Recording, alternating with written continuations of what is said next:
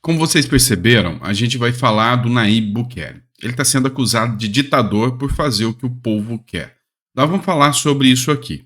Também, aqui no Brasil já tem uma nova narrativa, um novo inimigo da democracia. Ou melhor, inimigos da democracia.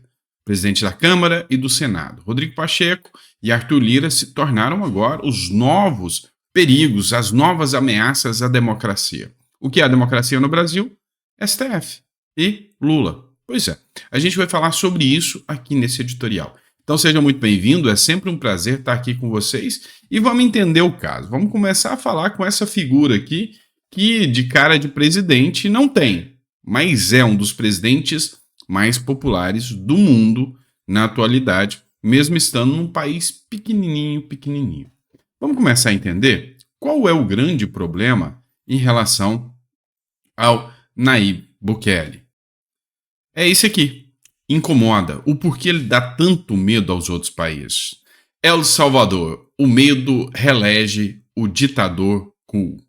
Nayib Bukele desafiou a Constituição, reelegeu-se de forma esmagadora. Vitória mostra que quando a esquerda não tem projeto claro, a população pode abrir mão da democracia em nome da segurança. O presidente quer agora um partido único no país.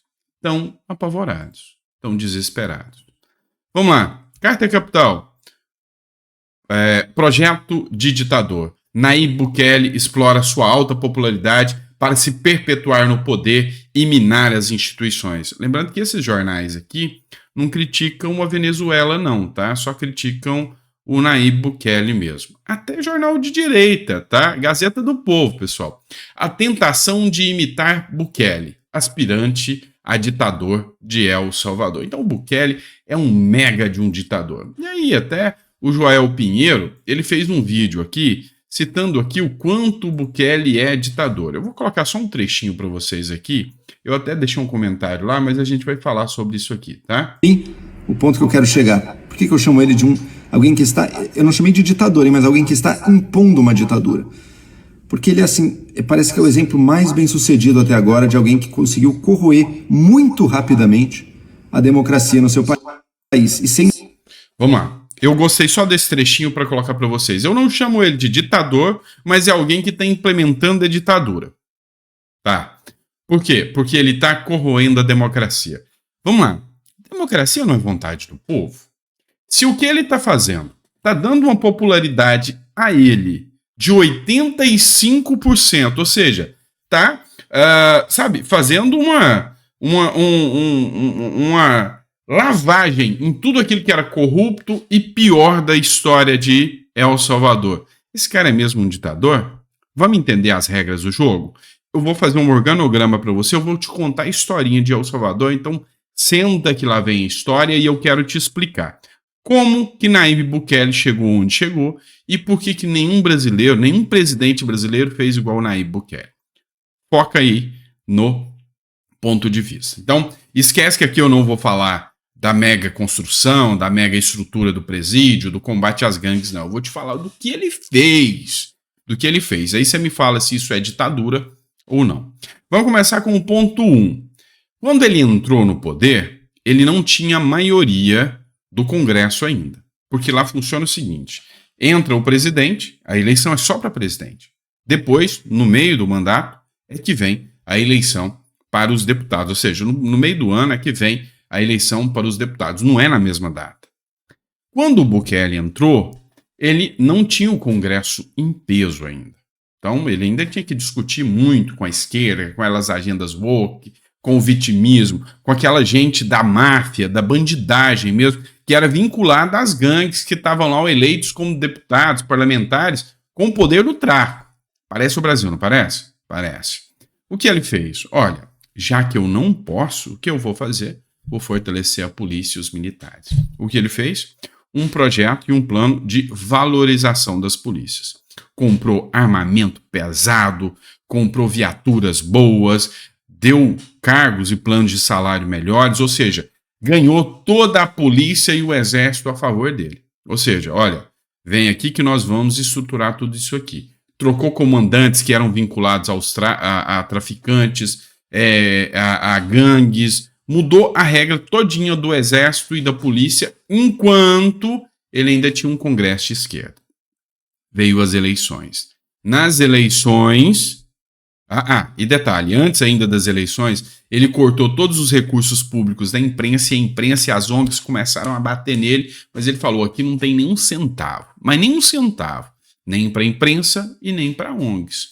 Então o negócio é o seguinte, se vocês quiserem viver, vocês vão ter que viver da audiência de vocês. O povo vai ter que querer ir até vocês. Um monte de jornaleco fechou, um monte de bambambam aí, igual a Globo aqui do Brasil, lá não deu conta de segurar as pernas, quebrou, porque não tinha um centavo do dinheiro público para bancar eles.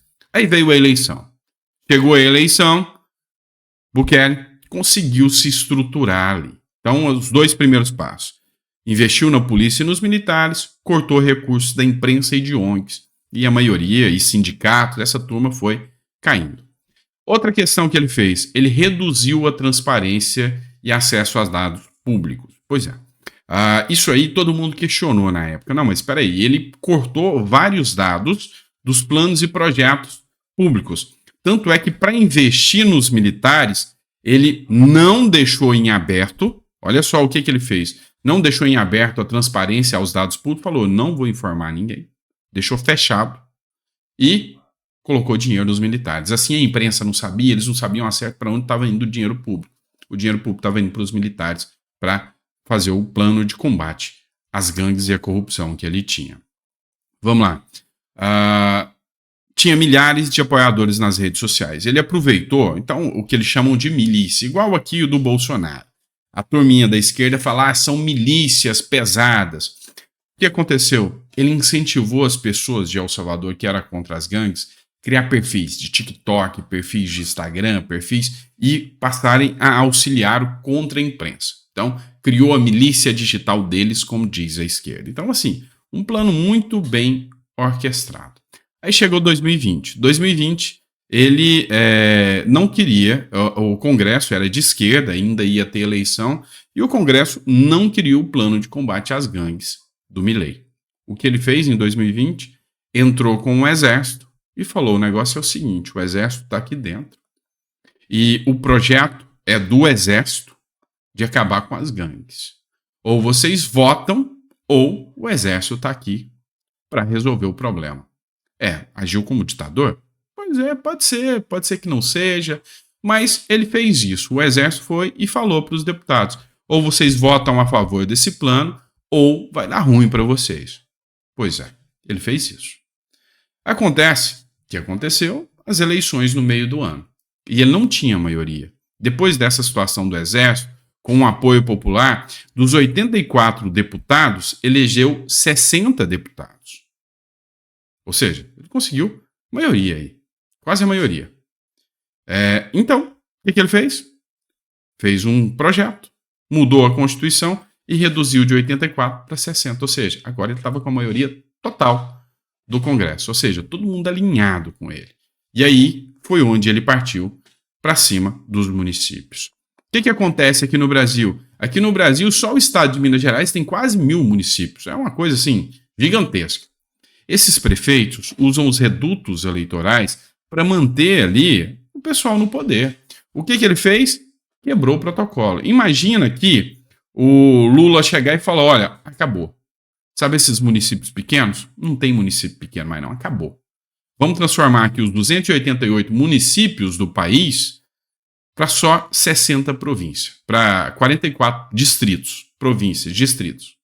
E esses 44 vão ser organizados ali, não são por prefeitos com altos cargos, são eleitos pelo povo e vão trabalhar ali com o apoio da comunidade. Quem quiser ajudar sem ter recurso público vai poder ajudar, e aqui o foco é nos municípios, ou seja, ele deu um boom de qualidade de vida aos municípios. Ele não precisou de gente ali comprando voto. O povo viu que o município melhorou. Todo mundo votou, não é à toa que ele teve quase 90% dos votos. E agora ele tinha um problema. Ministros da Suprema Corte de El Salvador.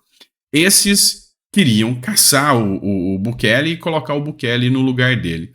O que ele fez? Mudou a Constituição, caçou todos os ministros da Suprema Corte que queriam a volta do status quo, queriam a volta do Maurício Funes, queria tudo isso. Trocou todos os ministros da Suprema Corte, demitiu o PGR e colocou um PGR que pensava como ele em prol da sociedade. Aí você vai falar, aí sim ele foi ditador. Ele colocou ministros do STF alinhados ideologicamente a ele? Não, aí sim ele foi ditador. Ele colocou um procurador-geral da República que fazia parte do plano e projeto de combate às gangues dele? Foi.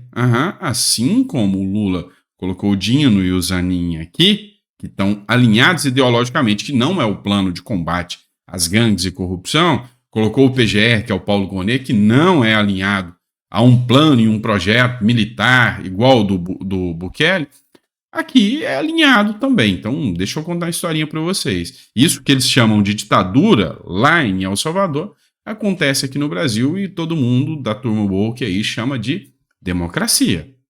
Então, depois de ter feito todas essas ações ditatoriais, depois do país ter saído de um dos países mais violentos do mundo para se tornar um dos mais seguros do mundo, depois da economia estar em destroços, e em menos de 4 anos, em pouco mais de 4 anos, ele conseguiu colocar a economia do país nas rédeas, em vez de ele pegar um país que tem praias lindas, uma área maravilhosa, está no Caribe ali, pegar esse país que não tinha nem turismo, que o povo tinha medo de ir, ele fez uma aliança direta com os Estados Unidos, que vem muito americano, vai até brasileiro visitar, gente do mundo inteiro está querendo ir visitar El Salvador, por ser um dos países mais seguros do mundo. A população está feliz, está sorridente, acabou o problema das gangues, e aí vem essa turma de, sabe, esses socialistazinhos de iPhone, dizer que o cara é um mega ditador do mal. Pois é. As ações que ele tomou, se você for olhar nos conceitos, pode ser autoritária sim, e é autoritária sim, mas é para o bem. E aqui levanta uma questão filosófica gigantesca. Quando é para o bem, quando resolve os problemas da população, e aí, vale a regra? Ou seja, vale entrar com o pé na porta e agir até como um certo ditador, como ele mesmo se diz, eu sou o ditador mais cool de todo mundo, ou seja, o ditador mais legal de todo mundo. E aí, vale? Pois é, se eu tivesse em El Salvador e fosse um salvadorenho, não tenha dúvidas que eu estaria votando no Bukele com faixa e gritando, Bukele, Bukele! É melhor do que estar ajoelhado no pé de uma gangue ou ver o seu filho morrendo pela criminalidade. Então, pois é, esse discurso não vai colar com a maioria do mundo, vocês podem ter certeza, é só a turminha woke mesmo.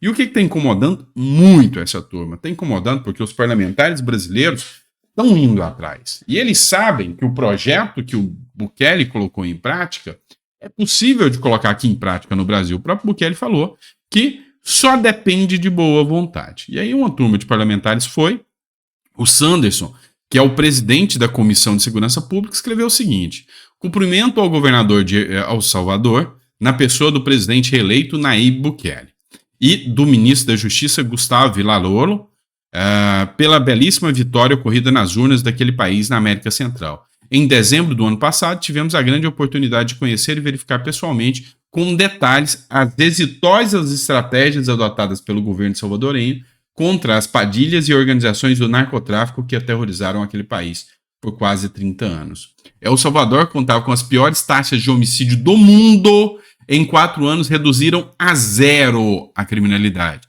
É isso mesmo, meu amigo, a 0. É considerado hoje o país mais seguro do mundo. Tudo através de programas sérios, austeros, que buscaram proteger a sociedade de bem, 98% da população, contra as facções criminosas, que eram só 2% dos el-salvadorenhos. E para isso, declararam guerra às famigeradas pandilhas ligadas ao narcotráfico, sequestros, extorsões de cidadãos civis e com o apoio do parlamento e do judiciário. Medidas legais e administrativas foram adotadas para conter a criminalidade que escravizou a população. No Brasil não é diferente, não. Se você pegar quem é a população trabalhadora, pagadora de impostos, não tenha dúvidas que 95% do brasileiro é o cara que acorda cedo, que vai trabalhar, que paga seus impostos e que nunca roubou nada. no Brasil. Não é um ladrão, não é um bandido safado. Acontece que esses 4 ou 5% da população não cometem um crime. Tem sujeito com 80, 90 passagens na polícia, solto na rua, cometendo crimes. Isso, quiçá, sem contar que ele sai todo dia para a rua para cometer 4, 5 crimes. São profissionais. Pois é. Tá aí a diferença. E agora é você que vai me responder. E aí, que tipo de ditadura você preferiria? A que tem na Venezuela, aqui do lado? A que está se instaurando no Brasil? Ou a que se instaurou lá em El Salvador? Segundo esses jornalecos de esquerda e essa turma woke aí, esses comunistas de iPhone. Aí é você que me responde, tá bom? Abraço, pessoal, fica com Deus e vejo vocês no próximo editorial.